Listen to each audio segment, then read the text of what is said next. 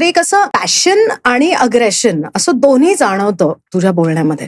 तर हे इतका असा नहीं रेज रेज म्हण ना, रेज बरोबर शब्द इतकी आहे. रेज हा ही क्यों इतनी पाल के रखी है रेज? कारण मी सिरियस आहे माझ्या कामाबद्दल. मला टाइमपास नाही करायचा इकडे. मी आलोय, मला काम करायचंय, मला फिल्म्स बनवायच्या, मला स्टोरीज सांगायच्या. माझ्याकडे खूप स्टोरीज आहेत. मी कधी सांगू? माझ्याकडे फक्त लिमिटेड वेळ आहे लाईफ मध्ये. तर मला त्या सगळ्या स्टोरीज तर सांगता येणारच नाहीये. बरोबर. पण जेवढ्या सांगता येऊ शकतात त्याच्यासाठी मला वेळ कमी पडतोय. तर मला वाया नाही घालवायचा आहे माझा वेळ. आणि मला एकामागोमाग एक माझ्या गोष्टी सांगायच्या आहेत.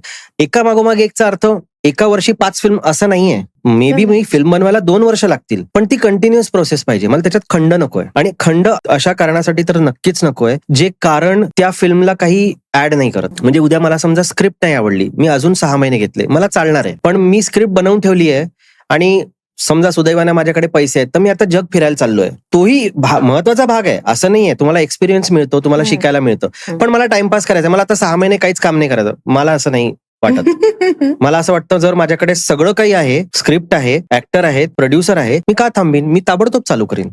मला प्रत्येक जण आता म्हणतं की 25 तारखेला 2 फिल्म्स येत आहेत, मग आता तू कुठल्या तरी सुट्टीवर जा. मी म्हणून नाही जायचंय मला सुट्टीवर. मला काम सुरू करायचंय पुढचं. 26 तारखेला मला नवीन फिल्म चालू करायला जर का मिळाली, मला करायची आहे. बरोबर. मला सुट्टी नकोय. कारण हे काम आहे ना, लकी किती आहोत आपण बघ. प्रत्येक फिल्म मध्ये एक नवीन विषय, ठीक आहे? म्हणजे नवीन लोक बरीचशी, एक नवीन विचार, नवीन चॅलेंजेस, नवीन लोकेशन, नवीन अनुभव, सगळं नवीन आहे ना, रिफ्रेश्ड.